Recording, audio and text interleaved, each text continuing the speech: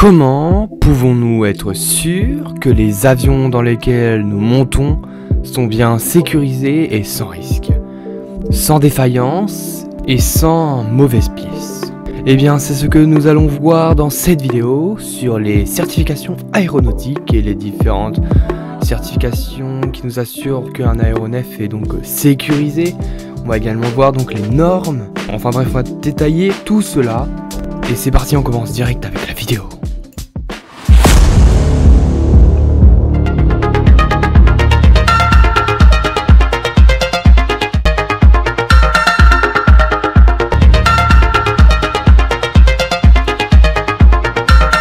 Alors aujourd'hui, découvrons à travers cette vidéo ce qu'est une certification aéronautique et ce que sont les normes. Alors, comment les avions sont-ils certifiés?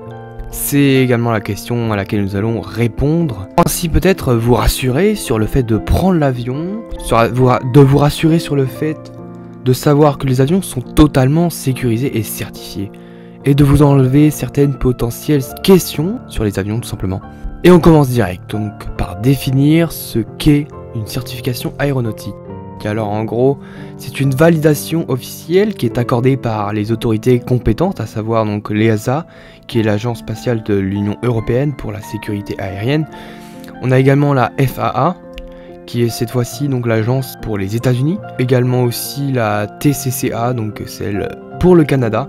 Et donc on a l'OACI, cette fois-ci pour l'agence qui fixe les normes au monde, tout simplement, les normes mondiales seulement. Mais elle ne fixe pas les certifications, elle ne certifie pas tout simplement les avions. On part de la base, c'est l'OACI donc qui fixe des critères de normes. Et donc ce sont les autorités propres à chacun qui vont certifier ou non un avion, qui vont reprendre les règles et les normes, les critères de l'OACI pour en remanier à leur son. On va entrer un peu plus dans le détail avec la suite de cette vidéo. Donc une fois cette certification donnée par les agences, cela signifie que les avions, ou que l'avion que l'on a certifié, et donc les différentes parties, ses composants, le moteur, les hélices, etc. Ça prouve tout simplement que ces éléments et l'avion respectent bien les normes de sécurité, de performance et de maniabilité. Cela signifie donc que l'avion a l'autorisation légale de voler. Donc sans certification, un avion ne peut alors être produit et vendu. Donc cette certification assure plusieurs choses. D'abord, elle assure que l'avion et ses équipements sont bien sécurisés et sûrs pour les passagers, mais également que l'avion est conforme aux normes techniques et environnementales de l'OACI et des agences spécialisées, et qu'il a été également inspecté et validé, tout en étant testé par des professionnels et des experts dans le domaine.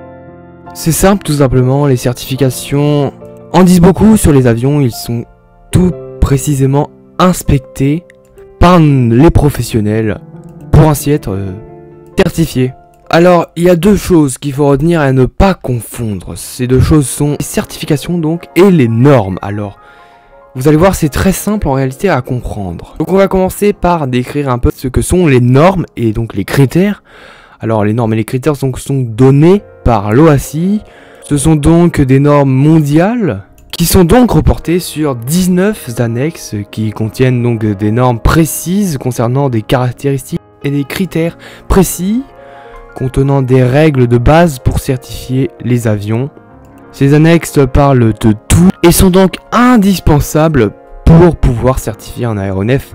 Donc on a de tout dans ces annexes, on a des normes à respecter suivant les caractéristiques physiques, la configuration, les matériaux, les performances, la sécurité, etc. Ici je ne vais pas détailler chaque annexe car il y en a 19, autant dire que ça va être très long. Mais n'hésitez pas à regarder par vous-même, vous verrez, vous pouvez voir en tapant donc les 19 annexes de l'OACI. Et vous pouvez un peu découvrir. En tout cas, moi je vais parler de l'annexe 6 pour prendre un petit exemple qui parle donc de l'exploitation technique des aéronefs qui est divisée en trois parties bien distinctes. Donc on a la partie sur les transports aériens, commercial et international, donc ce qui concerne les avions. Ensuite on a la partie 2 sur l'aviation générale, donc internationale, qui porte plus sur tous les avions en général bien sûr. Et donc la dernière partie sur les opérations internationales pour les hélicos cette fois-ci. Donc cette annexe, donc l'annexe 6, nous indique les normes et pratiques recommandées pour assurer une bonne sécurité. Donc cette annexe est l'un des piliers de l'aviation, c'est pour ça que je vous en parle aussi. Ce n'est pas forcément la plus importante, il y en a plein d'autres dans les 19. Et celle-ci exige des équipements de sécurité de vol et de procédures d'urgence, c'est très important pour nos avions d'aujourd'hui d'avoir de la sécurité pour assurer tout simplement la sécurité des passagers. C'est très important pour que tout soit bien conforme. Par exemple, cette annexe exige de nombreux éléments, comme par exemple l'obligation d'avoir des mécaniciens et d'autres personnels et membres spécialisés sur cet avion, sur chaque avion en tout cas. Et par exemple, d'autres exigences portent sur toute la sécurité et la procédure pour un avion. Autant vous dire que c'est très vague et très large, bien sûr tout est détaillé dans l'annexe. Ici je ne fais que dire au sens très large. Donc cette annexe fait partie des normes et pratiques donc recommandées par l'OACI, donc que l'on nommera ici donc les SARP, SARP. Donc en gros ce sont toutes les annexes de l'OACI, mais il existe également les PANS, donc ce sont tout ce qui est procédure de service de la navigation aérienne. Donc quant à elles, ce sont les procédures techniques détaillées, ce sont donc des éléments séparés des annexes qui eux effectuent tout simplement des détails plus techniques. Ils détaillent vraiment avec précision. Ils détaillent quoi précisément? Et bien tout simplement comment les agences comme l'EASA doivent appliquer les normes, donc les SARP. Donc on est vraiment avec ces PANS, donc sur tout simplement comment appliquer en pratique les normes.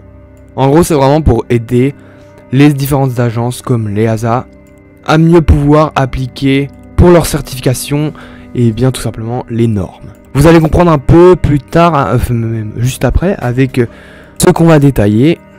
Alors ensuite, pour certifier l'avion, eh bien cela dépend de l'agence. On va prendre pour exemple que c'est l'EASA qui certifie un avion. Alors l'EASA va donc adapter les SARP, donc les normes de sécurité et les critères définis par l'OACI.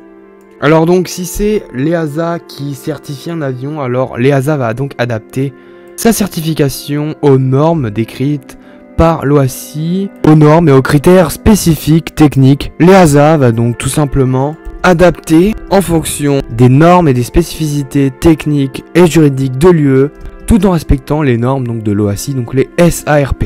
Ainsi, l'EASA produit ses propres spécifications, appelées CS ou certification spécification, qui définissent alors les exigences de navigabilité pour certifier les aéronefs et différentes parties et équipements aéronautiques. Alors il existe plusieurs CS.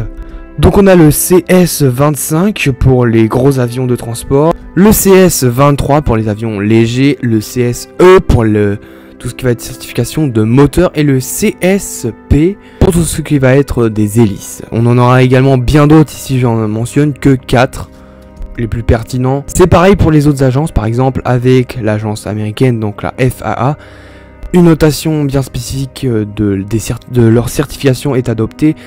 Ici, ce ne sera pas CS, mais plutôt FAR avec un chiffre après, ou autre chose après, par exemple avec le FAR-33 qui est donc la certification américaine pour les moteurs. Ainsi, tout le monde s'accorde à respecter les normes de chacun. Donc, l'EASA s'adapte à l'OACI pour créer ses propres normes, tout en respectant bien les normes de l'OACI. Ainsi, le constructeur de l'avion soumet un dossier technique de son avion à l'EASA ou une autre agence. Ensuite, l'agence en question va donc vérifier si l'aéronef respecte bien la spécification et est bien dans les normes de certification CS dans le cas de l'EASA, qui elle-même respecte la norme de l'OACI. Et enfin, tout est testé et si tout est conforme aux certifications de l'OACI et de l'EASA, enfin plutôt de l'EASA, et bien la certification est donc délivrée à l'avion et donc l'avion est content, il peut voler, il peut être produit, il peut être vendu. Donc voilà, cette vidéo est terminée, j'espère qu'elle vous aura plu et j'espère que vous aurez bien tout compris sur les certifications En fait, c'est un peu plus complexe par rapport à ce que je dis d'habitude, ce que je décris d'habitude. Ici, c'était un peu plus des termes un peu plus techniques. On a entamé les certifications et les normes. Je sais pas si c'était très bien expliqué et très compréhensible. Mais en tout cas, ça m'aura plu d'essayer de comprendre tout ça. D'essayer de comprendre les certifications et les différentes normes. Je ne comprenais absolument rien à cela avant. Et grâce à mes recherches, j'ai bien évidemment tout bien compris. Et ça m'a vraiment passionné, je dirais. De comprendre ça, c'est vraiment très important pour expliquer comment un avion peut être mis en service, tout simplement. Donc voilà, en tout cas, moi je vous dis à la semaine prochaine pour une prochaine vidéo sur le spatial cette fois-ci. Et je vous dis à la semaine prochaine. Allez, à plus.